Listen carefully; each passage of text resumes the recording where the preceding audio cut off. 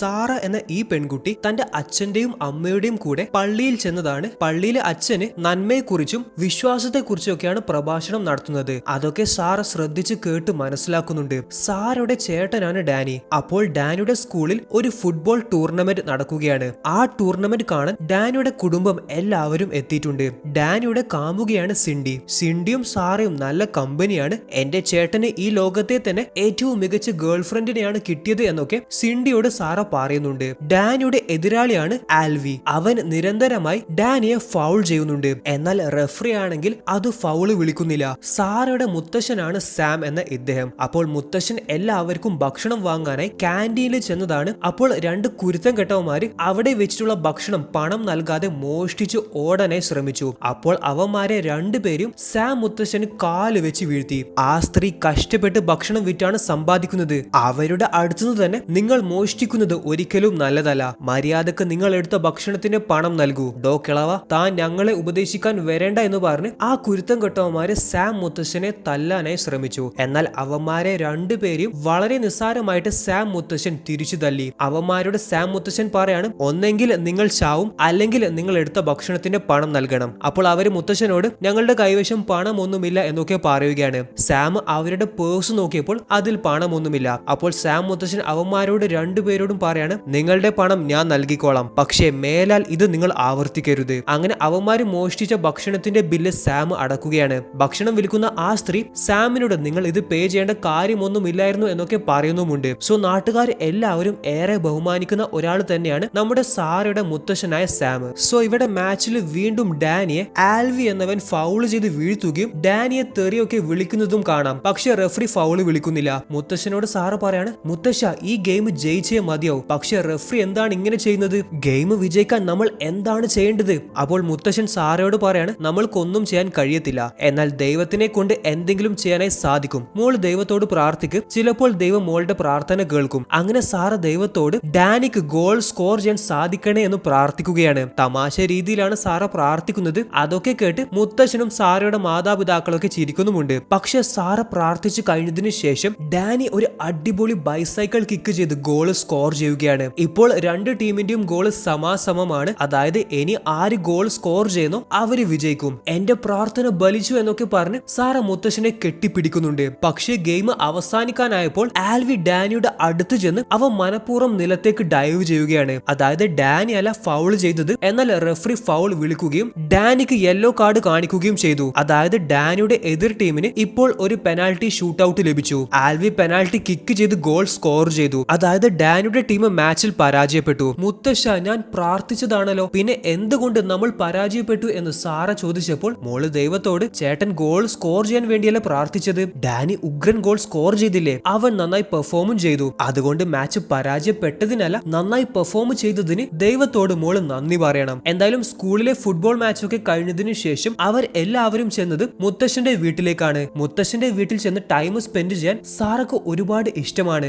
അതിന്റെ പ്രധാന കാരണം മുത്തശ്ശൻ ഒരുപാട് നല്ല നല്ല കഥകൾ സാറക്ക് പറഞ്ഞു കൊടുക്കും. അതുകൊണ്ട് സാറക്ക് മുത്തശ്ശനെ ഒരുപാട് ഇഷ്ടവുമാണ്. മുത്തശ്ശന്റെ വീട്ടിന്റെ തൊട്ടടുത്ത് ഒരു തടാകമുണ്ട്. ആ തടാകത്തിൽ ചെല്ലാൻ സാറക്ക് ഭയങ്കര ഇഷ്ടമാണ്. എന്നാൽ മുത്തശ്ശന് ഇപ്പോൾ കുറച്ച് ജോലി ചെയ്തു തീർക്കാനുള്ളത് കൊണ്ട് മുത്തശ്ശന് വരാൻ കഴിയത്തില്ല. അതുകൊണ്ട് സാറയോടൊപ്പം തടാകത്തിലേക്ക് ഡാനിയും സിൻഡിയുമാണ് പോകുന്നത്. അവിടെ ചെന്ന് ഫിഷിംഗ് ചെയ്യാൻ. തടാകത്തിലെത്തിയപ്പോൾ സാറക്ക് നിലത്തുനിന്ന് ചത്തുപോയ ഒരു പക്ഷിയെ കിട്ടുകയാണ്. അത് കണ്ടപ്പോൾ സാറക്ക് സങ്കടമായി. സാറ ആ പക്ഷിയെ കയ്യിലെടുത്തപ്പോൾ ഡാനി സാറയോട് അത് ചത്തുപോയ പക്ഷിയാണ്, അതിനെ കയ്യിലെടുക്കൽ എന്നൊക്കെ പറയുന്നുണ്ട്. എന്നാൽ സാറ അത് കാര്യമാക്കിയിട്ടില്ല. സാറക്ക് സങ്കടമായി എന്ന് മനസ്സിലാക്കിയ ഡാനി സാറയോട് ശരി, എന്നാൽ നമ്മൾക്കൊരു കുഴി കുഴിക്കാം, എന്നിട്ട് ആ പക്ഷി കുഴിച്ചിടാം എന്ന് പറയുകയാണ്. എന്നാൽ സാറ വാശി പിടിച്ചിട്ട് അതിന് ഈ പക്ഷി ചത്തിട്ടില്ല എന്ന് പറഞ്ഞു. അപ്പോൾ ഡാനി ആ പക്ഷിയെ തൊട്ടു നോക്കി. അതിന് ഹാർട്ട് ബീറ്റ് ഇല്ല. അതേപോലെ ആ പക്ഷി തണുത്തിട്ടുമുണ്ട്. അതായത് ആ പക്ഷി ചത്തിട്ടുണ്ട് എന്ന് ഉറപ്പിക്കാം. എന്നാൽ സാറ സമ്മതിക്കുന്നില്ല. ഇത് ചത്താൽ തന്നെ ദൈവത്തോട് പ്രാർത്ഥിച്ചാൽ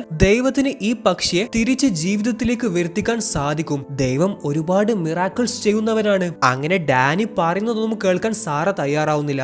അങ്ങനെയാണെങ്കിൽ മോള് ദൈവത്തോട് പ്രാർത്ഥിച്ചോളൂ എന്ന് ഡാനി പറയുകയാണ്. അങ്ങനെ ഡാനിയും സിൻഡിയും മാത്രം മീൻ പിടിക്കാനായി ചെന്നു. സാറ ചത്തുപോയ ആ പക്ഷിയെ കയ്യിൽ പിടിച്ച് ദൈവത്തോട് പ്രാർത്ഥിക്കുകയാണ്. ദൈവമേ, ഈ പക്ഷിയെ തിരിച്ച് ജീവിതത്തിലേക്ക് കൊണ്ടുവരണേ എന്നൊക്കെയാണ് സാറ പ്രാർത്ഥിക്കുന്നത്. മണിക്കൂറുകൾക്ക് ശേഷം ഡാനിയും സിൻഡിയും മീൻ പിടുത്തമൊക്കെ കഴിഞ്ഞ് സാറയുടെ അടുത്തേക്ക് ചെല്ലുകയാണ്. അപ്പോൾ അവർ കാണുന്നത് സാറ ഇപ്പോഴും ആ ചത്ത പക്ഷിയെ പിടിച്ച് അവിടെ ഇരിക്കുന്നതാണ്. സാറ, മോളെ ആ പക്ഷിയെ താ, ഞാൻ കുഴിച്ചിടാം എന്ന് ഡാനി പറഞ്ഞപ്പോൾ പുഞ്ചിരിച്ചുകൊണ്ട് സാറ, നിങ്ങൾ ദൈവത്തെ കാണുന്നുണ്ടോ എന്നാണ് ചോദിച്ചത്. അവര് ആ തടാകത്തിൽ നോക്കി, എന്നാൽ അവർക്ക് ദൈവത്തെ ഒന്നും കാണാൻ കഴിയുന്നില്ല. എന്നാൽ സാറ ദൈവത്തെ കാണുന്നുണ്ട്. പക്ഷെ ഡാനിയും സിൻഡിയും അത് വിശ്വസിച്ചിട്ടില്ല. പെട്ടെന്ന് അവർ കാണുന്നത് സാറയുടെ കയ്യിലുള്ള ആ ചത്ത പക്ഷിക്ക് ജീവൻ കിട്ടുന്നതും അത് പറന്നു പോകുന്നതുമാണ്. ഇത് കണ്ട് സിൻഡിയും ഡാനിയും ആകെ ഷോക്കായി. അവര് കണ്ട കാര്യം അവർക്ക് തന്നെ വിശ്വസിക്കാൻ കഴിയാത്ത അവസ്ഥയാണ്. സോ വീട്ടിൽ ചെന്ന് സാറ മുത്തശ്ശനെ ജോലിയിൽ സഹായിക്കുകയാണ്. സഹായിക്കുന്ന സമയത്ത് തടാകത്തിൽ നടന്ന കാര്യങ്ങളൊക്കെ സാറ മുത്തശ്ശനോട് പറയുന്നുമുണ്ട്. എന്നാൽ മുത്തശ്ശന് അത് വിശ്വസിക്കാനാവുന്നില്ല. എന്ന് മുതല എന്റെ കൊച്ചുമോള് കള്ളം പറയാനേ തുടങ്ങിയത് എന്നായിരുന്നു മുത്തശ്ശന്റെ മറുപടി. എന്നാൽ സാറ മുത്തശ്ശനോട്, മുത്തശ്ശന് എന്നെ വിശ്വാസമില്ലെങ്കിൽ ഡാനി ചേട്ടനോടും സിൻഡിയോടും ചോദിക്കാം, അവര് കണ്ടതാണ് എന്ന് പറയുകയാണ്. സാറയുടെ ബെസ്റ്റ് ഫ്രണ്ടാണ് മാർക്ക് എന്ന ഈ പയ്യൻ. ഒരു വർഷം മുന്നേ മാർക്കിന് ഒരു കാർ ആക്സിഡന്റ് സംഭവിച്ചിരുന്നു. ആ ആക്സിഡന്റിന് ശേഷം മാർക്കിന്റെ അരയുടെ താഴെ പാരലൈസ്ഡ് ആയി. അതായത് ഇപ്പോൾ മാർക്കിന് നടക്കാനൊന്നും ആവത്തില്ല.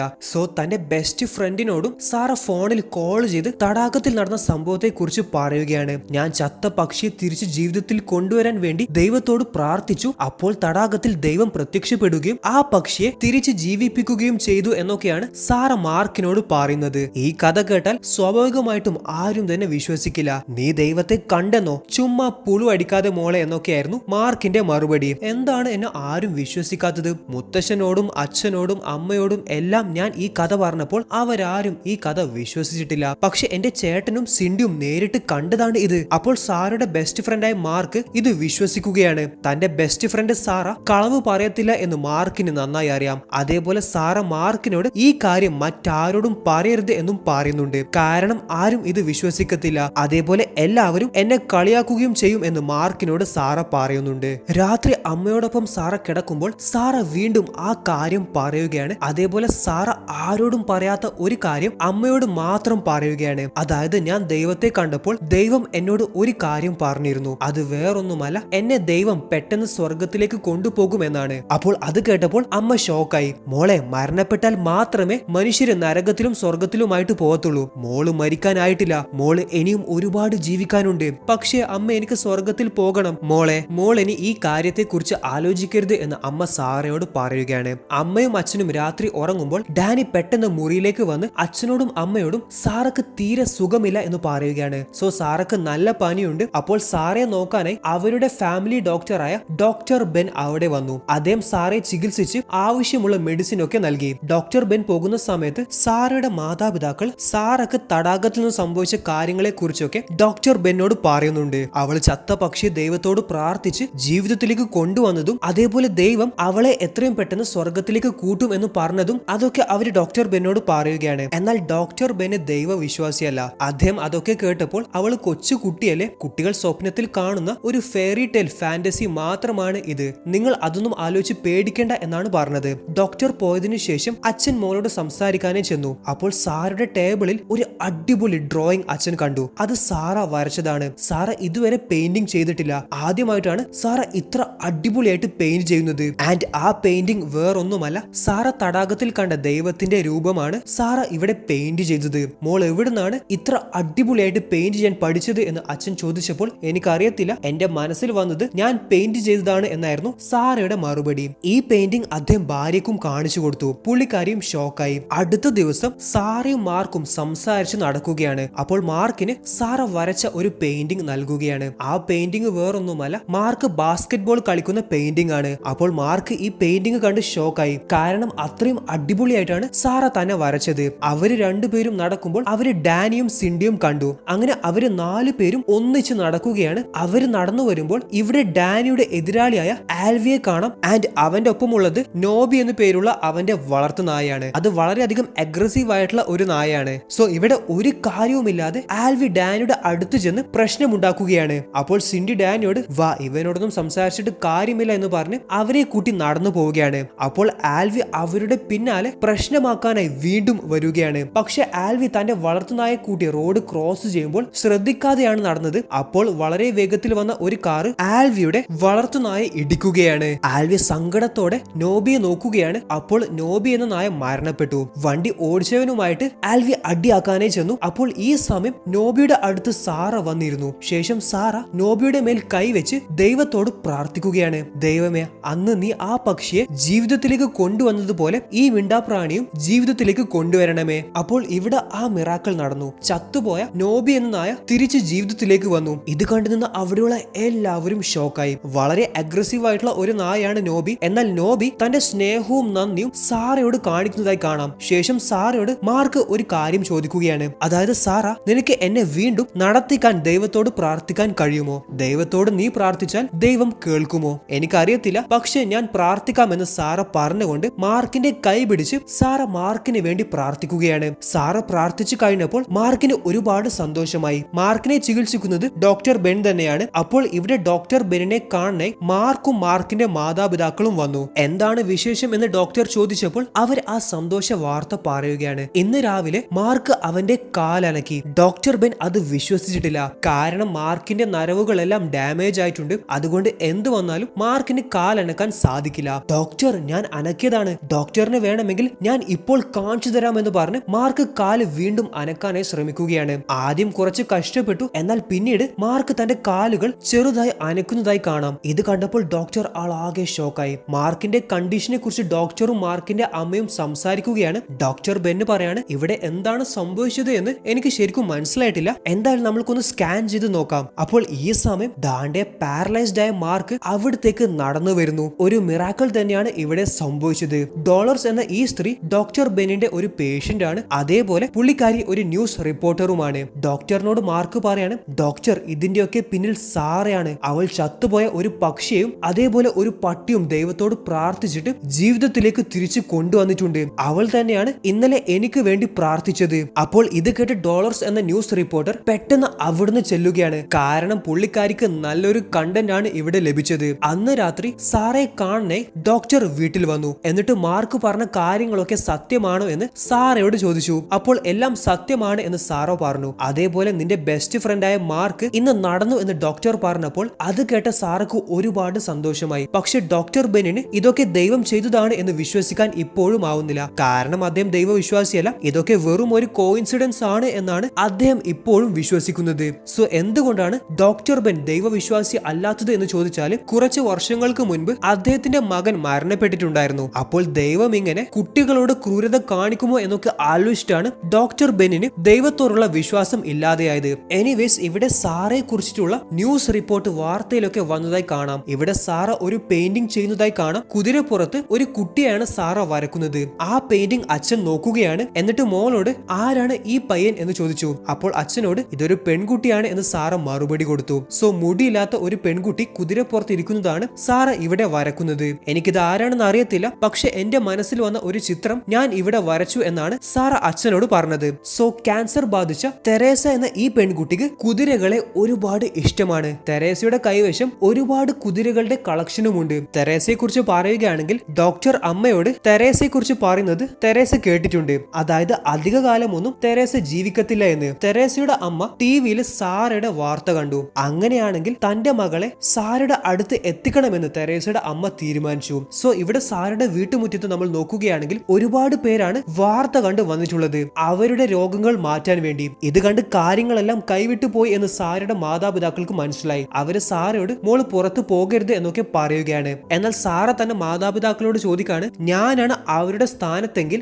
നിങ്ങൾ ഇങ്ങനെ പറയുമോ? അതേപോലെ മാതാപിതാക്കൾ കാണാതെ പുറത്ത് തന്നെ കാണാൻ വന്നവരെ കാണാനായി സാറ പുറത്തേക്ക് ചെന്നു. സാറ പുറത്തു പോയ സമയത്ത് സാറ തെരേസ എന്ന പെൺകുട്ടിയെ കാണുകയാണ്. തെരേസയെ കണ്ടപ്പോൾ തന്നെ സാറക്ക് മനസ്സിലായി ഇത് സാറ ഇന്നലെ വരച്ച ചിത്രത്തിലെ പെൺകുട്ടിയാണ് എന്ന്. സാറ തെരേസയുടെ കൈ പിടിച്ച് പുള്ളിക്കാരിക്ക് വേണ്ടി പ്രാർത്ഥിക്കുകയാണ്. സാറ പ്രാർത്ഥിച്ചതിനു ശേഷം തെരേസക്ക് നല്ല ആശ്വാസമുള്ളതുപോലെ തോന്നി. പുള്ളിക്കാരിക്ക് ഒരുപാട് സന്തോഷമായി. അതിനുശേഷം സാറ അവിടെ വന്നിട്ടുള്ള ഓരോരുത്തർക്കും വേണ്ടി പ്രാർത്ഥിക്കുകയാണ്. ഇവിടെ അന്ധയായ ഒരു പെൺകുട്ടിയെ കാണാം. സാറ ആ പെൺകുട്ടിയുടെ കൈ പിടിച്ച് പ്രാർത്ഥിച്ചതിനു ശേഷം കണ്ണ് കാണാത്ത ആ പെൺകുട്ടിക്ക് കാഴ്ച ലഭിക്കുകയാണ്. അതേപോലെ നടക്കാനാവാത്ത ഒരു പയ്യന് വേണ്ടി സാറ പ്രാർത്ഥിച്ചപ്പോൾ വീൽ ചെയറിലുള്ള ആ പയ്യൻ എഴുന്നേറ്റ് നിൽക്കുകയാണ്. സാറ എല്ലാവർക്കും വേണ്ടി പ്രാർത്ഥിച്ചതിനു ശേഷം സാറ ബോധം കെട്ട് വീണുപോയി. സാറെ അവര് ഡോക്ടർ ബെന്നിന്റെ ഹോസ്പിറ്റലിൽ എത്തിച്ചു. നടന്ന കാര്യങ്ങളൊക്കെ അവര് ഡോക്ടറിനോട് പറയുകയാണ്. അദ്ദേഹത്തിന് ഒരിക്കലും വിശ്വസിക്കാനാവാത്ത കാര്യങ്ങളാണ് അവരിവിടെ പറയുന്നത്. സോ ഇതൊക്കെ വലിയ വാർത്തയായി. സാറെ അഡ്മിറ്റ് ചെയ്ത ഹോസ്പിറ്റലിന്റെ പുറത്ത് ഒരുപാട് മീഡിയക്കാരാണ് വന്നിട്ടുള്ളത്.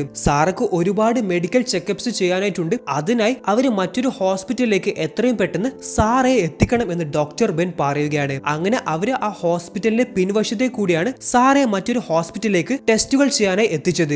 മീഡിയക്കാരുടെ ശല്യം ഒഴിവാക്കാൻ വേണ്ടി അവരൊക്കെ മുത്തശ്ശന്റെ വീട്ടിൽ വന്നു. ഈ സമയം ഡോക്ടർ സാറയുടെ അമ്മയെ വിളിച്ചിട്ട് ഷോക്കിംഗ് ആയിട്ടുള്ള ഒരു കാര്യം പറയുകയാണ്. അത് കേട്ട ഉടനെ സാറയുടെ അമ്മ തന്റെ അച്ഛനെ കെട്ടിപ്പിടിച്ച് കരയുകയാണ്. സോ സംഭവം വേറൊന്നുമല്ല, സാറയുടെ തലച്ചോറിൽ ഒരു ഗ്രോത്ത് ഉണ്ട്. അതായത് സാറയ്ക്ക് ഇനി അധിക കാലം ഒന്നും ജീവിക്കാൻ കഴിയത്തില്ല. അപ്പോൾ ഇവിടെ മുത്തശ്ശന് ആ തടാകത്തിൽ ചെന്ന് ദൈവത്തോട് സംസാരിക്കാനായി ശ്രമിക്കുകയാണ്. ദയവ് ചെയ്ത് എന്റെ കൊച്ചുമോളെ കൊണ്ടുപോകരുത്, പകരം എന്റെ ജീവൻ എടുത്തോളൂ എന്നൊക്കെയാണ് ദൈവത്തോട് മുത്തശ്ശൻ പൊട്ടിക്കരഞ്ഞുകൊണ്ട് പറയുന്നത്. പക്ഷെ സാറ കണ്ടതുപോലെ മുത്തശ്ശൻ ഇവിടെ ദൈവത്തെ ഒന്നും കാണാൻ സാധിക്കുന്നില്ല. ഇവിടെ സാറയുടെ മാതാപിതാക്കളോട് സംസാരിക്കാനായി ഡോക്ടർ ബെൻ വന്നു. അദ്ദേഹം പ്രൈവറ്റ് ആയിട്ട് സംസാരിക്കണം എന്ന് പറഞ്ഞപ്പോൾ ഡാനിയോട് അമ്മ സാറയെ കൂട്ടി പുറത്തേക്ക് പോകാനായി പറയുകയാണ്. സോ ഡാനി സാറയെ പുറത്തു കൊണ്ടുപോയി. സാറക്ക് തീരെ മൂടില്ല. അപ്പോൾ സാറയെ സന്തോഷിപ്പിക്കാൻ വേണ്ടി ഡാനി പല ഗെയിംസ് സാറക്ക് കാണിച്ചു കൊടുക്കുന്നുണ്ട്. എന്നാൽ സ്റ്റിൽ സാറ ഹാപ്പി അല്ല. സാറ ഇവിടെ സങ്കടത്തോടെ ഊഞ്ഞാലിൽ ഇരിക്കുകയാണ്. എന്നാൽ ഡാനി കാണാതെ സാറ പെട്ടെന്ന് അവിടുന്ന് വീട്ടിലേക്ക് പോവുകയാണ്. സോ ഇവിടെ ഡോക്ടേഴ്സ് സാറയുടെ മാതാപിതാക്കളോട് സാറയുടെ കണ്ടീഷനെ കുറിച്ച് സംസാരിക്കുകയാണ്. അതൊക്കെ സാറ ഒളിഞ്ഞു കേൾക്കുകയാണ്. അപ്പോൾ ഡോക്ടേഴ്സ് പറയുന്നത് സാറയുടെ പ്രായം ചെറുതായത് കൊണ്ട് തന്നെ സാറയുടെ തലച്ചോറിലുള്ള ട്യൂമർ ഓപ്പറേറ്റ് ചെയ്ത് കളയാൻ സാധ്യമല്ല. അഥവാ ഓപ്പറേഷൻ നടത്തിയാൽ തന്നെ അതൊരിക്കലും സക്സസ്ഫുൾ ആയിരിക്കത്തുമില്ല. സോ സാറയ്ക്ക് ഇനി മാസങ്ങളോ ആഴ്ചകളോ അല്ല, വെറും ദിവസങ്ങൾ മാത്രമേ ബാക്കിയുള്ളൂ എന്നൊക്കെയാണ് ഡോക്ടർ സങ്കടത്തോടെ സാറയുടെ മാതാപിതാക്കളോട് പറഞ്ഞത്. അതൊക്കെ കേട്ട് അവര് പൊട്ടിക്കരയുമ്പോൾ അവിടെ സാറ കേറി വരികയാണ്. അവർക്ക് മനസ്സിലായി എല്ലാം സാറ കേട്ടിട്ടുണ്ട് എന്ന്. പക്ഷെ സാറ ഇവിടെ തന്റെ മാതാപിതാക്കളെ സമാധാനിപ്പിക്കുകയാണ്. അതായത് മരിക്കുന്നതിൽ എനിക്ക് സങ്കടമൊന്നുമില്ല, എനിക്ക് സന്തോഷം മാത്രമേ ഉള്ളൂ. കാരണം ഞാൻ ദൈവത്തിന്റെ അടുത്തേക്ക് സ്വർഗത്തിലാണല്ലോ പോകുന്നത്. ആകെയുള്ള വിഷമം നിങ്ങളെയൊക്കെ വിട്ടു പോകുന്നതിലാണ് എന്ന് പറഞ്ഞ സാറയും കരയുന്നുണ്ട്. അപ്പോൾ അവിടെ മുത്തശ്ശൻ വന്നപ്പോൾ സാറ മരിക്കുന്നതിന് മുൻപ് തന്റെ ആഗ്രഹം പറയുകയാണ്. അതായത് എനിക്ക് ഹോസ്പിറ്റലിലേക്ക് പോകേണ്ട, എനിക്ക് തടാകത്തിലേക്ക് പോകണം, എനിക്ക് ദൈവത്തെ കാണണം എന്നൊക്കെയാണ് സാറ അവസാനമായിട്ട് പറഞ്ഞ ആഗ്രഹം. അതിനുശേഷം സാറയുടെ ബോധം പോയി. അവര് പെട്ടെന്ന് സാറെ ഹോസ്പിറ്റലിലേക്ക് കൊണ്ടുപോവുകയാണ്. പക്ഷെ മുത്തശ്ശന് തന്റെ കൊച്ചുമോളുടെ അവസാനത്തെ ആഗ്രഹം സാധിച്ചു കൊടുക്കണമെന്നുണ്ട്. ഇവിടെ സാറെ അഡ്മിറ്റ് ചെയ്ത ഹോസ്പിറ്റലിന്റെ പുറത്ത് ഒരുപാട് മീഡിയക്കാരെ കാണാം. സാറ ഡാനിയോട് തന്റെ ഡ്രോയിങ് സെറ്റ് ഹോസ്പിറ്റലിലേക്ക് കൊണ്ടുവരാനായിട്ട് പറഞ്ഞിരുന്നു. അങ്ങനെ അതുമായി ഡാനിയും സിൻഡിയും സാറയെ കാണാനായി വന്നു. ഇവിടെ ഹോസ്പിറ്റലിലുള്ള ഡാനിക്ക് മുത്തശ്ശൻ ഒരു മെസ്സേജ് അയച്ചു. സിൻഡിയെ കൂട്ടി എത്രയും പെട്ടെന്ന് വീട്ടിലേക്ക് വരണമെന്നാണ് മുത്തശ്ശൻ പറഞ്ഞത്. മുത്തശ്ശന്റെ വീട്ടിൽ അന്ന് സാറയുടെ വീട്ടിൽ വന്ന ആൾക്കാരൊക്കെ ഉണ്ട്. അപ്പോൾ തെരേസ ഇവിടെ അവരോട് പറയാണ്, സാറ എനിക്ക് വേണ്ടി പ്രാർത്ഥിച്ചതിനു ശേഷം എന്റെ ക്യാൻസർ ഇല്ലാതെയായി. അവളുടെ അവസാനത്തെ ആഗ്രഹം നമ്മൾക്ക് സാധിച്ചു കൊടുക്കണം. സോ ഇന്ന് രാത്രി ഹോസ്പിറ്റലിൽ നിന്ന്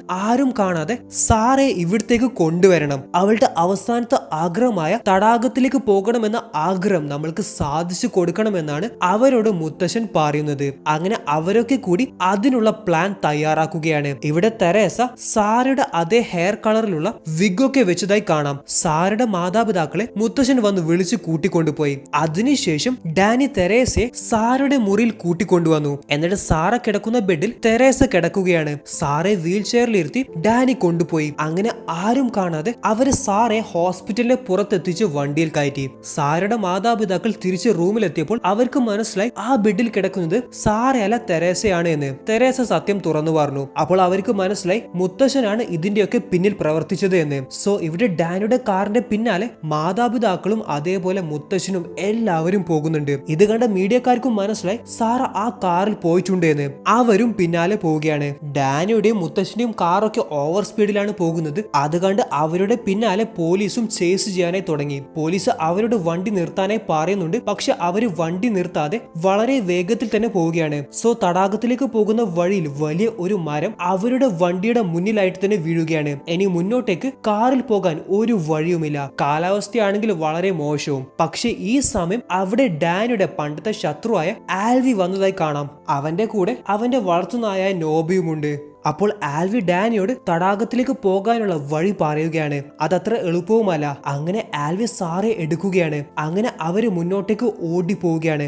അവരുടെ പിന്നാലെ മുത്തശ്ശനും മാതാപിതാക്കളും മീഡിയക്കാരും നാട്ടുകാരൊക്കെ വരുന്നുണ്ട്. പക്ഷെ ഇവിടെ ഡാനിയും ആൽവിയും സാറെ എടുത്ത് ഓടുമ്പോൾ അവിടെ കാട്ടിൽ നിന്ന് ഒരു ചെന്നായ അവരുടെ നേർക്ക് വന്നു. എന്നാൽ ആ ചെന്നായ നോബി എന്ന നായ കുരച്ചുകൊണ്ട് ഓടിക്കുകയാണ്. ഫൈനലി അവര് തടാകത്തിലെത്തി.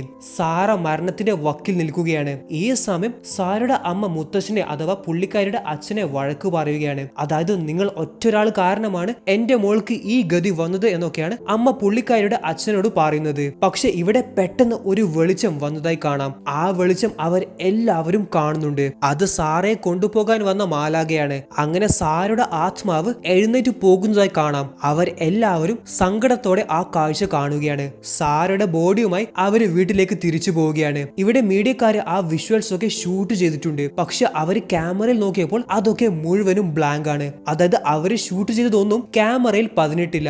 സോ ഇവിടെ നാട്ടുകാരെല്ലാവരും സാറയെ അവസാനമായി കാണാൻ വീട്ടിന്റെ പുറത്ത് വന്ന് നിൽക്കുകയാണ്. ഡോക്ടർ ബെൻ അവിടെ വന്ന് സാരയുടെ മരണം കൺഫേം ചെയ്തു. സാരയുടെ അമ്മ അച്ഛന്റെ അടുത്ത് ചെന്ന് മാപ്പ് പറയുകയാണ്. ഞാൻ അങ്ങനെയൊക്കെ പറഞ്ഞതിൽ എന്റെ മോളുടെ അവസാനത്തെ ആഗ്രഹം സാധിച്ചു കൊടുക്കാൻ നമ്മൾ ആരും തയ്യാറായിട്ടില്ല. പക്ഷെ അച്ഛൻ ആ ആഗ്രഹം സാധിച്ചു കൊടുത്തു. പുള്ളിക്കാരി അച്ഛനെ സങ്കടത്തോടെ കെട്ടിപ്പിടിച്ച് കരയുകയാണ്. ഇവിടെ ഡാനി സാറ അവസാനമായി വരച്ച ചിത്രം കണ്ടെത്തുകയാണ്. സാറ സ്വർഗത്തിലേക്ക് പോകുന്ന ചിത്രമാണ് സാറ അവസാനമായിട്ട് വരച്ചത്. പക്ഷെ സിൻഡി ഇവിടെ മറ്റൊരു ചിത്രം കൂടി കണ്ടെത്തി. അതാണ് ആക്ച്വലി സാറ അവസാനമായിട്ട് വരച്ച ചിത്രം. ആ ചിത്രം വേറൊന്നുമല്ല, സാറ തിരിച്ചു വരുന്ന ഒരു ചിത്രമാണ് അത്. അത് കണ്ട് ഡാനി മരണപ്പെട്ട് കിടക്കുന്ന സാരയുടെ അടുത്ത് ചെന്ന് സാറയെ തിരിച്ച് ജീവിതത്തിലേക്ക് വരുത്തിക്കാൻ വേണ്ടി ദൈവത്തോട് പ്രാർത്ഥിക്കുകയാണ്. ആൻഡ് ഇവിടെ ആ ഒരു അത്ഭുതം സംഭവിച്ചു. മരണപ്പെട്ടു പോയ സാറക്ക് ജീവൻ തിരിച്ചു കിട്ടുകയാണ്. എല്ലാവരും അത്ഭുതപ്പെട്ടു. അതേപോലെ എല്ലാവർക്കും ഒരുപാട് സന്തോഷമായി. ഈ കാഴ്ച നേരിട്ട് കണ്ട